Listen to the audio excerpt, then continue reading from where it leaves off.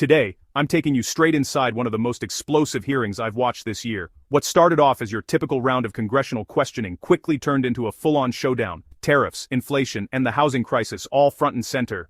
At the heart of it, Representative Maxine Waters going toe-to-toe with Treasury Secretary Scott Bessent. Now recognize the ranking member of our committee, Mrs. Waters of California, for 5 minutes for questions. Thank you very much, Secretary Bessent. In the FSOP annual report, you stressed the importance of economic growth to promote financial stability. While you noted many ways you plan to deregulate Wall Street and plant the seeds for another crisis, you said little about the harms of inflation. I find this odd, as the President and you have finally began discussing in the media how the price of goods are way too high. Notably, you mentioned that tariffs may need to come down to lower costs for Americans. So I have a few questions about this. As a former hedge fund manager in 2004, and I don't want you to go into any long details about this, but did you write a letter to investors raising concerns about the impact of tariffs, writing that, quote, tariffs are inflationary? Did you say that at that time, yes or no? No. Okay, thank you. Okay, we have a New York Times article that, agrees that you said that. New York Times. Then last summer, when you testified before a Senate committee, you said, and I quote, "There is no inflation. Tariffs are not being passed on to consumers." You were quite definitive, and even claimed that critics had, quote, "tariff derangement syndrome."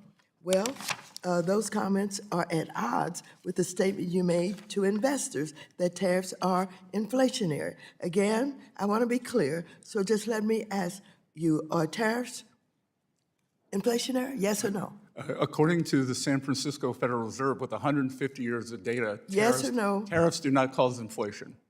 San Francisco Federal Well, Reserve, last November, as Congresswoman, the Trump administration finally began to realize 150 years that of data. affordability issues in America are not a hoax, you told Fox News that the government was going to reduce tariffs on goods like coffee and bananas, and that doing so would, quote, bring the prices down very quickly. Mr. Secretary, why was that announcement even necessary? If tariffs aren't inflationary, and as you and the President like to say, are paid for by the foreign country,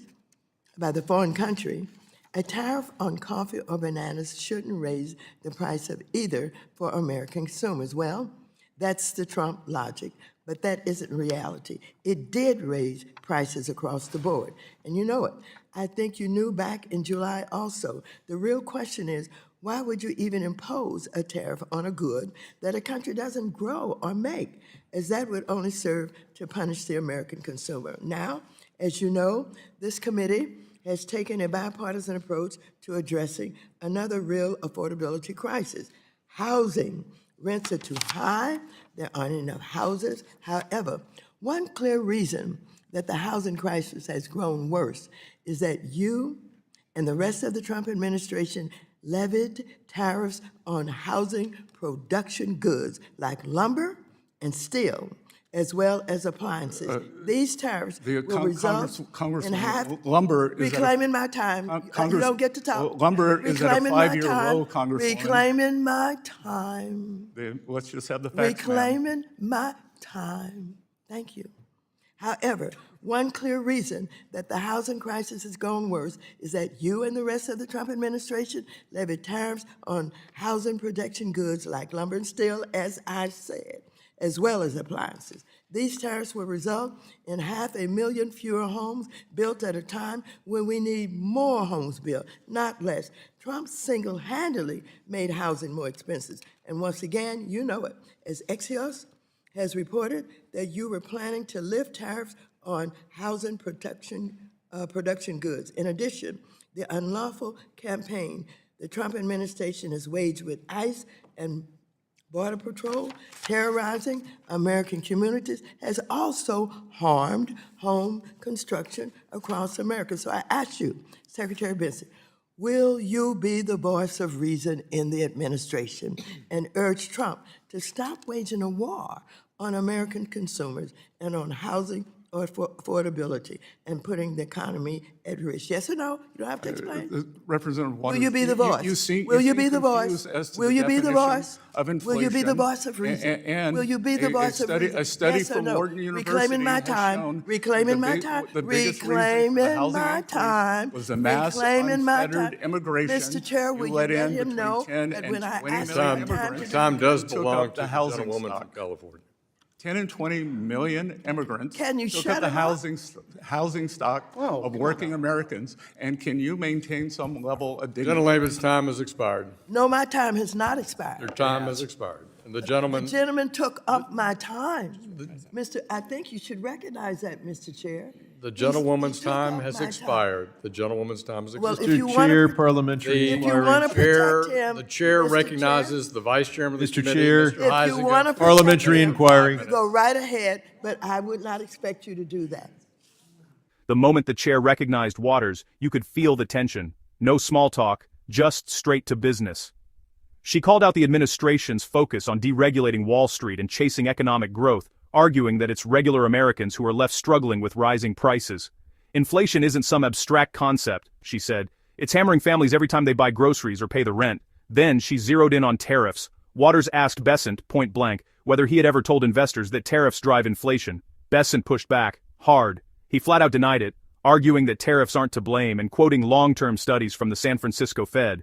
But Waters wasn't convinced. She pointed to what she called contradictions in Besant's record: his testimony, his TV interviews, and the administration's own recent moves to cut tariffs on everyday staples like coffee and bananas. The hearing shifted to the housing crisis, and that's when things got even more intense.